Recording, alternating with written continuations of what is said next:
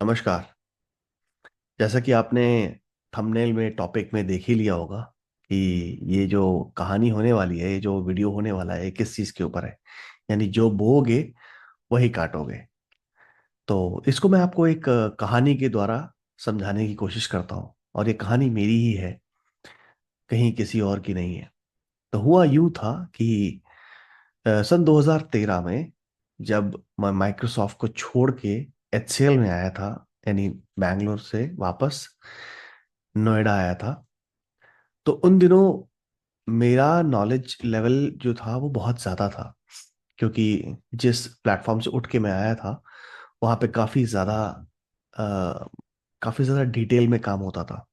किसी भी चीज़ को ले लो, कोई भी टेक्नोलॉजी ले लो, हम लोग बहुत डिटेल में घुस जाते थे, क्योंकि उस लेवल की ट्रबल शूटिंग, उस लेवल का नॉलेज हमें चाहिए होता था, अदरवाइज हम सस्टेन नहीं कर पाते।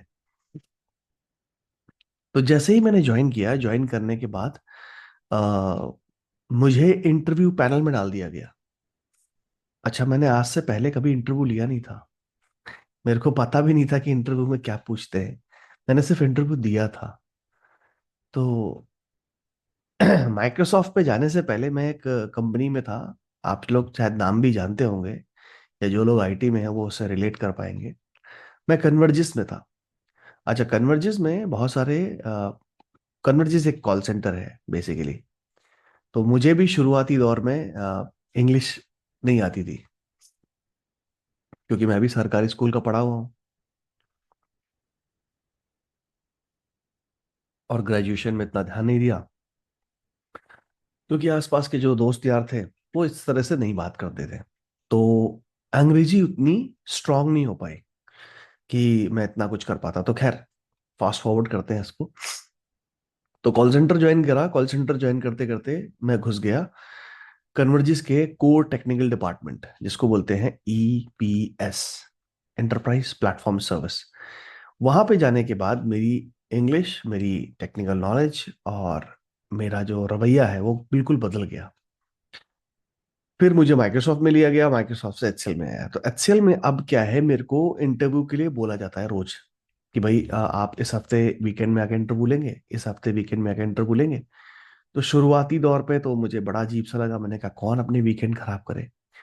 फिर मुझे किसी ने समझाया, मेरे किसी सीनियर ने, कि अगर तुम अच्छा टैलेंट लेके नहीं आओगे हमारी कंपनी में, तुम इसमें मदद नहीं करोगे, तो कैसे जिंदगी आगे बढ़ेगी, कैसे हम अच्छे लोगों को लेके आएंगे और कैसे हम अच्छे काम करेंगे। तो मुझे उनकी ये बात बहुत अच्छी लगी। तो मैंने कहा कोई बात नहीं सर, मैं महीने में चारों वीकेंड तो मैं खराब नहीं करूंगा, बट हाँ, मैं 2 वीकेंड जरूर चला जाऊंगा, नहीं सैटरडे, 2 सैटरडेज मैं अपने दे दूंगा। तो इस वादे के साथ हम आगे बढ़े। और वादे के साथ आगे बढ़ने के बाद क्या हुआ, अब यहाँ पे दो बातें हुई। एक तो कन्वर्जिस में जब मैं गया, और जिन लोगों ने मुझे पढ़ाया, सिखाया, समझाया, वो कौन थे? मेरे गुरु थे। अब चूंकि मैंने बहुत जल्दी डिसीजन लिया था माइक्रोसॉफ्ट जाने का, माइक्रोसॉफ्ट से अच्छे लाने का, तो जो वो लोग जहाँ थे, नहीं, वो जो मेरे ट्रेनर्स थे, जो मेरे सीनियर लीड्स थे, जो मेरे मैनेजर्स थे, वो लोग वहीं पे रुके हुए थे, क्योंकि उनको अच्छा खासा सैलरी पैकेज सब कुछ मिल रहा था। लेकिन एक टाइम पे कन्वर्जेस में सैचुरेशन आ गया, कि कन्वर्जेस को कोई कंपनी थी, आईबीएम या कंसेंट्रेक्स, वो उसको टेक ओवर कर रही थी, और उस वक्त उनकी हालत काफी खराब थी। तो मैंने उन सबको इंटरव्यू के लिए इनवाइट किया। मैंने कहा कि आप लोग इंटरव्यू के लिए आइए, यहाँ पे काफी अच्छी ओपनिंग्स हैं, आप यहाँ पे क्यों नहीं जॉब करते? अब यहाँ पे मेरे साथ एक विरोधाभास हुआ कि मेरे गुरु ही मेरे सामने बैठे हुए हैं इंटरव्यू के लिए, उन्हीं से मुझे पूछना है। तो मैंने अपने मन में सोचा कि मैंने कहा मैं इनसे क्या पूछूं, इन्होंने ही तो मुझे पढ़ाया है। समझ में आई? इन्होंने ही तो मुझे पढ़ा के यहाँ भेजा है। उन्हीं की वजह से तो आज मैं यहाँ खड़ा हूँ, यहाँ बैठ के इंटरव्यू ले रहा हूँ। तो जितने भी मेरे सीनियर्स आते थे, कोई भी हो, मैं उनसे कोई सवाल नहीं करता था। मैं उनसे सिर्फ इतना पूछता था कि कैसा चल रहा है, फैमिली में कैसा है, क्योंकि हमारा इंटरव्यू केबिन के अंदर होता था। तो ऐसा कोई किसी को पता भी नहीं लग पाता। तो सबसे पहले होता था टेस्ट, यानी कि प्री स्क्रीनिंग होती थी, उसमें वो लोग पास हो ही जाते थे। फिर मेरे पास आते थे, और जब मेरे पास आते थे तो वो एक स्माइल करते थे, और हमेशा ये कहते थे कि प्रभाकर यार, तुमको यहाँ देख के बड़ा अच्छा लग रहा है। कभी सोचा नहीं था कि तुम इंटरव्यू लोगे, जिसको मैंने पढ़ाया वही इंटरव्यू लेगा। मैंने कहा सर, इंटरव्यू कैसा? आपका इंटरव्यू कैसे ले सकता हूं मैं? मेरी क्या, मुझे मेरे पास इतना नॉलेज नहीं है कि मैं आपका इंटरव्यू ले सकूं। तो इस तरह से करके मैंने अपने सारे सीनियर्स को बिना इंटरव्यू के आगे कर दिया। अब चूंकि मेरा लास्ट, मैं लास्ट मैन स्टैंडिंग था इंटरव्यू पैनल पे, यानी टेक्निकल राउंड अगर मैंने बोल दिया यस क्लियर है, तो अगला राउंड सिर्फ सैलरी डिस्कशन होगा और सैलरी नेगोशिएशन, और उसके बाद वो बंदा अंदर है।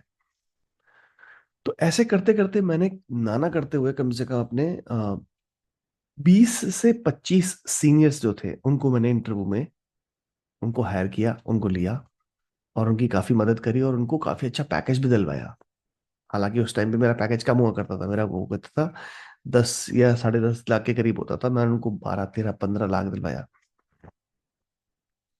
तो ये जो चीज मैंने जो बीज बोए थे यहाँ पे कि मेरे पास एक अथॉरिटी थी, मेरे पास एक पावर थी, मैंने उस शक्ति का प्रयोग सही समय पे, सही जगह पे और सही पर्पस के लिए किया। तो ये जो चीज मेरी थी, तो फास्ट फॉरवर्ड इसको करते हैं 10 साल बाद। जब 10 साल बाद, मतलब ये लगा लीजिए 2013 से लेके 2017 तक मैंने जितनी बारी भी इंटरव्यू लिया, मैं 4 साल इंटरव्यू पैनल पे रहा, उसके बाद मैं हट गया था। क्योंकि फिर मैंने अपने जूनियर्स को सिखा दिया था कैसे आपको टैलेंट लेके आना है, तो वो लोग जाते थे कैंपस हायरिंग में, फिर मैंने हट गया था मैं, क्योंकि मैं किसी दूसरे डिपार्टमेंट में चला गया था। तो फास्ट फॉरवर्ड इस बात के लिए कि जब भी मुझे ऐसा लगा कि मेरी सैलरी कम है, मुझे नौकरी चाहिए, तो जब भी मैंने किसी कहीं पे इंटरव्यू दिया ना, तो वहां पे कोई ना कोई मेरा एक जानने वाला वहां पे है, और वो इंटरव्यू लेता ही नहीं था, बोलता भाई आपका क्या इंटरव्यू लूं, आप ऐसे ही आ जाओ। अच्छा ये भी हो गया, फिर सैलरी बढ़ती गई, फिर एक दिन आ गया नोकिया का इंटरव्यू। नोकिया में मेरे को हैंड पिक किया गया था, मतलब लिंक्डइन में मेरे को किसी ने बुलाया और उसने मुझे बोला कि आप आ जाओ, आपके साथ मैंने पहले भी काम कर रखा है।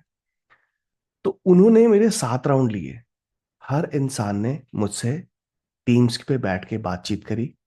बातचीत करने के बाद उन्होंने मुझसे सिर्फ और सिर्फ ये पूछा कि कैसा चल रहा है, क्या कर रहे हो, जब तुम आओगे तो कितना अच्छा लगेगा, तुम आओगे तो ये रिस्पॉन्सिबिलिटी संभाल लोगे, मुझे पूरा यकीन है।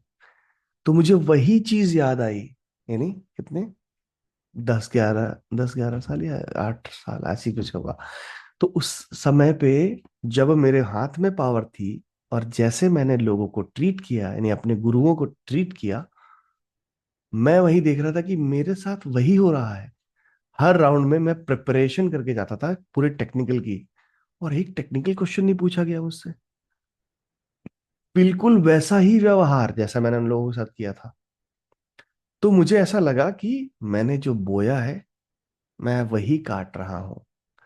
तो इस कहानी से क्या समझे आप लोग? इस कहानी से ये समझना है कि जिंदगी में कभी भी आपके सामने, कभी भी आपके पास पावर हो, पैसा हो, और इन सब चीजों के साथ आपको सामने वाले के साथ व्यवहार अपना बदलना नहीं है। आपका व्यवहार बिल्कुल वैसा होना चाहिए जैसा आप हैं। और इसका सबसे अच्छा तरीका ये होता है कि आप अपने आप को उसकी जगह पे बिठाओ और फिर उसके साथ व्यवहार करो। आप कभी नहीं चाहोगे कि आपके साथ गलत व्यवहार हो। अगर आप हमेशा ऐसा सोचोगे तो आपको लगेगा कि हाँ, सब कुछ सही हो रहा है, और जाने अनजाने में भी आप गलतियां नहीं करोगे। तो इसकी वजह से आपको अपना व्यवहार बहुत ही अच्छा करना है। एक टर्म है, with great power comes great responsibilities. तो ये चीज मैं हमेशा याद रखता था और इस चीज का हमेशा पालन करता था। आशा है आप सब लोग भी इसका पालन करेंगे, इसको समझेंगे। सब्सक्राइब करें, लाइक करें, और कमेंट सेक्शन में लिखें कि आपका व्यवहार कैसा है और कैसा व्यवहार आप करना चाहेंगे। इसी के साथ मिलते हैं अगले वीडियो में। नमस्कार।